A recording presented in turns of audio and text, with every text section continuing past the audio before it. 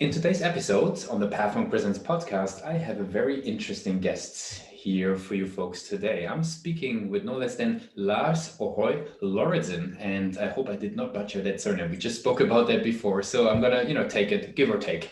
I hope I get that right. So he's the marketing director of AskCody, and essentially AskCody is a meeting management platform built for Microsoft. And you guys are going to be learning today, obviously, who's using the platform and why, and how Lars is thinking about the digital growth for AskCody. So Lars, welcome to the show. Thanks a lot. Very good. Yeah. Nice pronunciation. You're doing fine. Very good. So yeah, maybe give us your own perspective on AskCody. Like, what is it all about in your own words? Sure.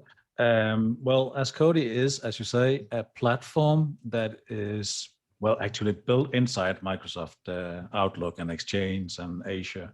So basically, the tools a lot of enterprises are already using.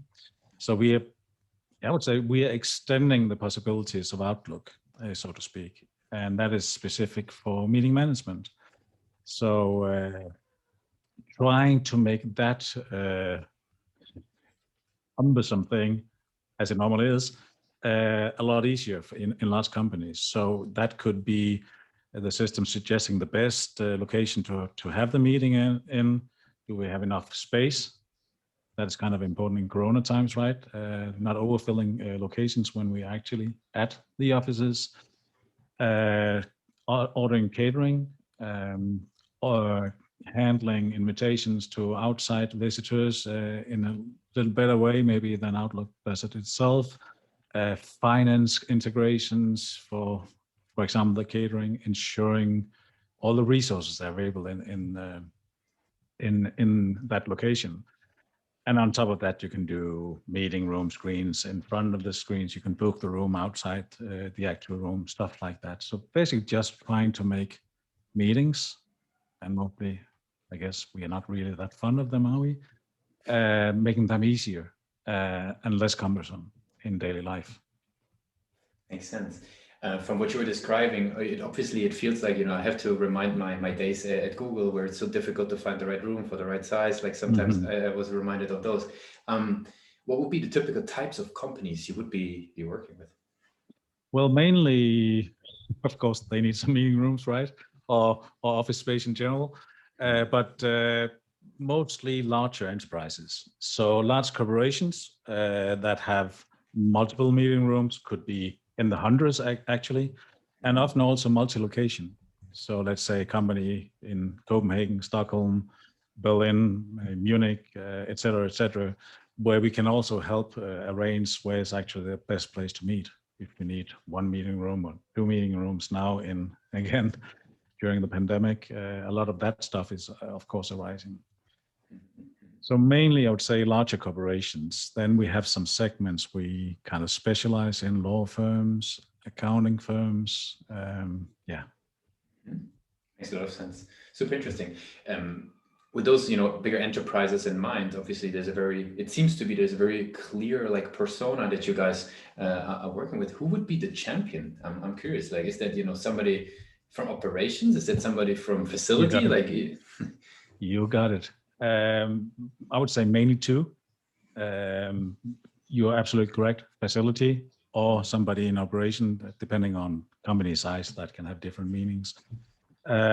Because they have a need. They have that pain of organizing a workspace that actually makes sense for people, both for employees and for visitors. We shouldn't forget the visitors at all. So making that environment nice, and we can be part of that in supplying what we are supplying on the software side inside Outlook especially. Mm-hmm. Oh, super interesting. And having those personas in mind, right? We love to talk in Pathmo about personas and website and growth. Like, what is a typical journey? You as a head of marketing director, like what is the journey that somebody's going through in order to get started with AskCody? Like maybe what are the channels that they're going through? Maybe you could tell us a little bit about that journey. Oh yeah, sure. I would say, I know the digital journey, right? Mm-hmm. but I seldom informed and know the real journey. And my point in saying that is we can easily follow, tracking downloads of stuff, signing up to newsletters, signing up for meetings, how much they're reading on the website in general, all that stuff. Yes, we can do that. But the funny thing is when you then actually win somebody and you believe, okay, they came in from that Google ad and then they did this and then they booked a meeting, right? And they read these 4 articles. The fun thing is when you then win the order and ask them what initiated this, I would say in most cases nowadays, it's reference. Mm-hmm. It's because I was at a network meeting and we had this talk. This is actually a direct reference from 2 weeks ago where we won an order at a big accounting firm in Australia. And that question should always be asked, right? What initiated this? And that was actually a network meeting with somebody else using AskCody. And so we can follow it right when they start, the Google ad search and all that stuff afterwards. But it's not the truth. It's not the complete truth. It gives us good information on the digital journey and how that is intermixed with offline. But my belief is, especially maybe in enterprise, they do not necessarily start with a Google search. It's always initiated by something else. Well, in generic terms, I can find examples where that's the case, but I would say very much on the reference side. Super interesting. Merging the journey across those, the real world, the digital panel. Yeah. What role do you then attribute to the website though? Like how important and how do you think about the website? A website for me is a 24-hour sales rep. It's a person actually in the communication journey that is capable or should be capable of answering all the questions people may have. And I think if you use that reference, sales reps from start can be a little provoked when you say it, but the moment they learn it's actually it's a great helper for them 24 hours a day. It makes a little more sense. So for me, that's the purpose of the website. It should be capable of answering questions. And if it is that, it will probably also rank pretty good on Google. So I think maybe I'm just turning that a little upside down, right? And start with the questions. What are people actually asking in our real dialogues with people? So I love to search recorded calls on. We use Gong for that, and try to understand what are people really asking about. What are their needs? What are their pains? And then you write about that. Yeah, makes a whole lot of sense. Where do you see then at the moment the strength of the website versus where you see room for improvement? Maybe let's talk about the strengths. Like thinking about AskCody. .com, for example, like where do you see a strength of the page? I think there are different ways to look at it. But what comes to my mind is, as in any landscape, there's competition, right? Mm-hmm. And we are not the biggest player at all in that field. We are a pretty small SaaS company here based in Denmark, and we have a sales office in Boston in the US. But we're not that many people. We're around 30, 40 people at the moment. The cool thing about websites is people have no way of knowing if you're 30 people or 1,000 people. And it's not a bad thing to be small. It's not a bad thing to be large. But I think the web has basically leveled the competitive field. Mm-hmm. We are not fighting to get the biggest booth at some big industry event. We are actually playing on kind of a level field, and I really like that. And for the page AskCody, like where do you, on the flip side, where do you see room for improvement? Like where do you see the page going? Like what is it maybe that it's missing that you really think should be there?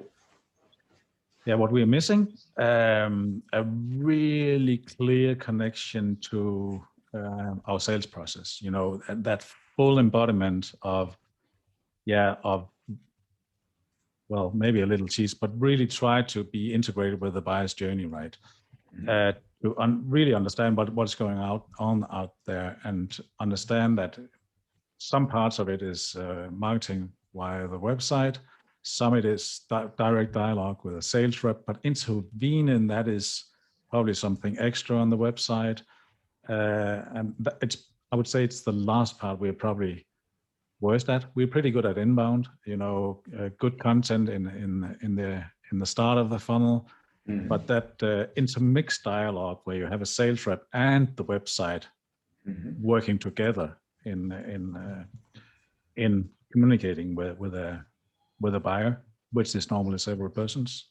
Yeah, you're right. We have a champion in facility, but the moment we have the dialogue, IT is coming in pretty fast.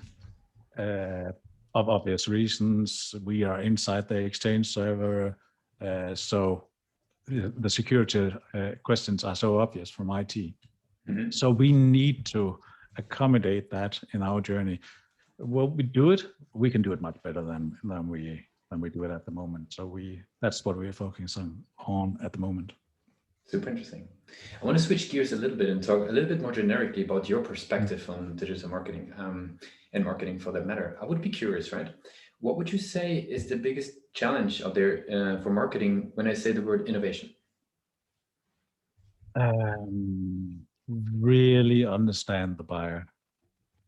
I'm not saying I am, because I guess we will never fully understand, but never sit in your office, in your cubicle, or wherever you're sitting, and then try to control the world from there on your own beliefs. Make sure you get into meetings with leads and customers. Hopefully get your own meetings with customers. That's actually one of my best learning experience is talking to existing customers just for half an hour, maybe 15 minutes, just to get an idea what is the world they're living in. And I think that's can be one of the issues for marketing, that we don't interact with the real world often enough, basically. Super interesting. And when I go even a step further and say, what would you say is the biggest challenge for marketing when I say the word return on investment? Wow, that's always a great question. I would say I have a belief that, first of all, marketing and sales are connected. And as we know, and very closely connected. And as sales they're normally measured on revenue, right? Marketing should be as well. So we do that. We do only look at one great, objective, and that's the revenue part. Our ARR values per month, right? That's really what we're looking at, and that's also where we measure marketing.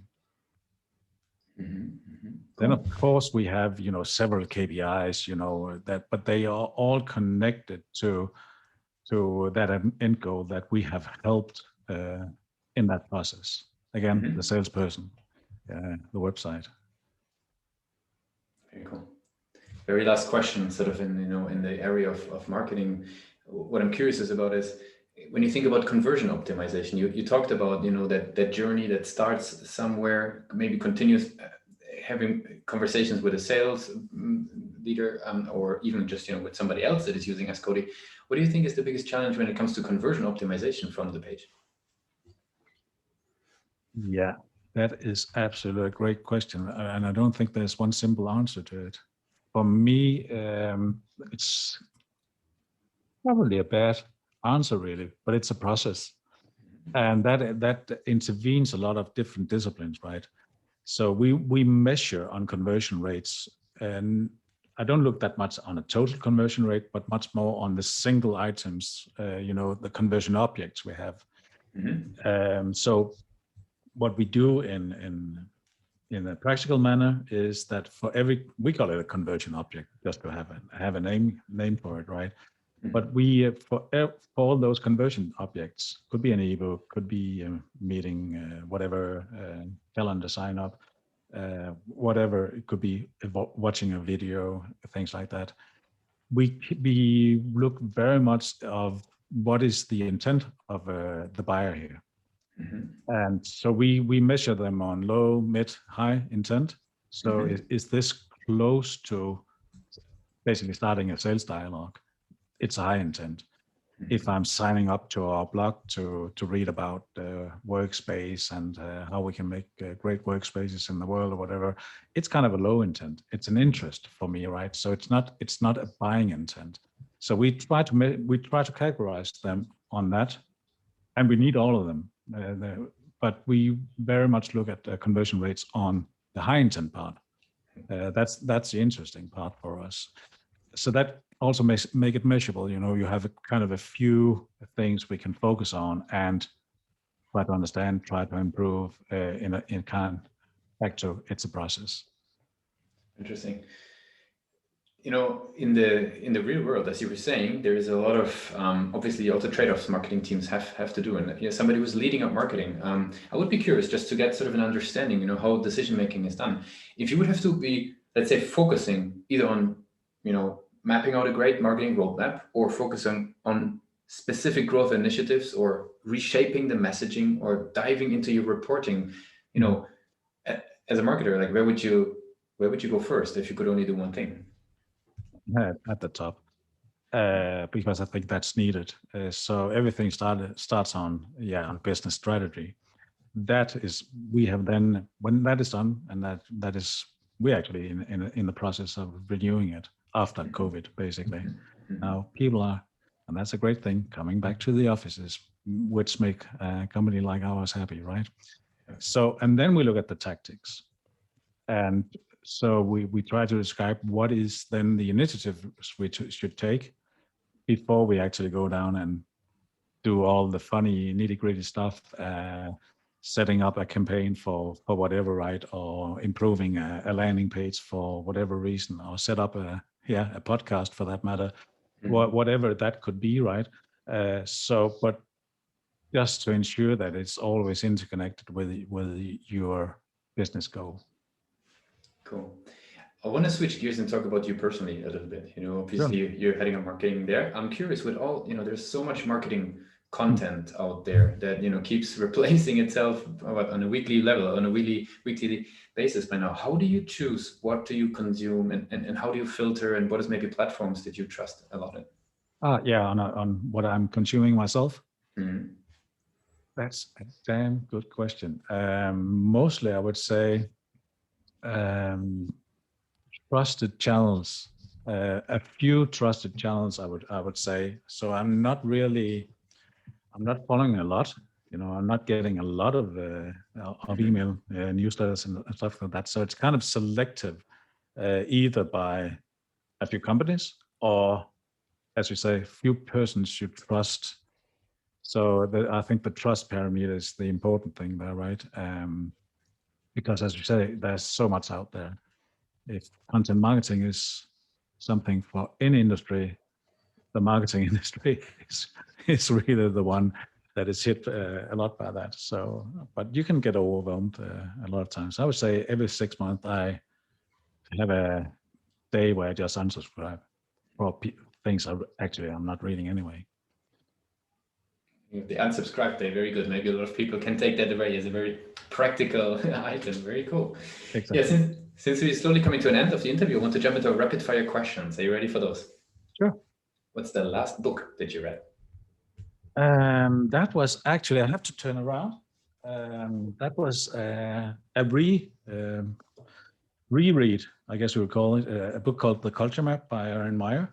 Mm-hmm. She is a professor at INSEAD, the business school in France, and a fantastic, inspiring and fun book about the different cultures in the world and how that inflects our way of meeting each other and communicating with each other. So there's a lot of fun examples of Germans meeting Japanese people. Just give you an example.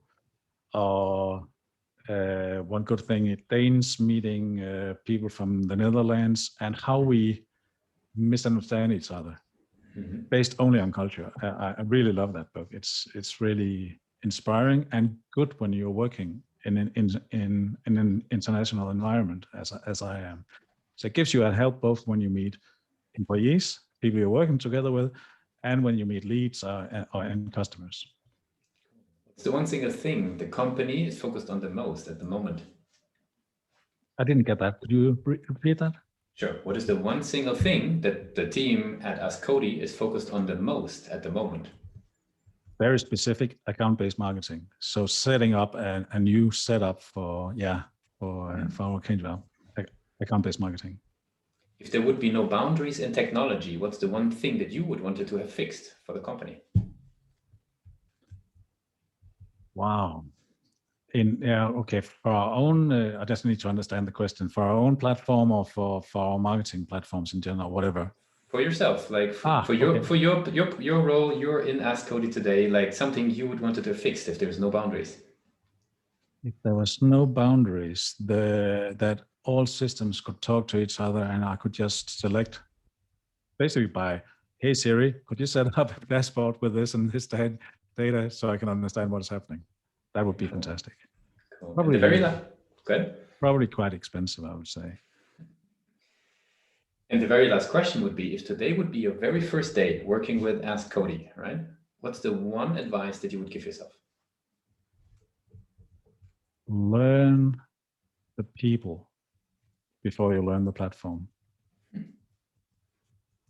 Interesting. Lars, I really appreciate that you were part of Platform Presents today. I want to give you the very last word. If somebody would be forgetting everything that we discussed about AskCody, what's the one thing that they should remember about AskCody? Well, if you find meetings complicated in your organization, I'm sure, and you're on Microsoft, I'm sure you should, I would recommend that you have a look. I think we probably can help you out. Thanks a lot for being part of Platform Presents today. Sure. It's been a pleasure.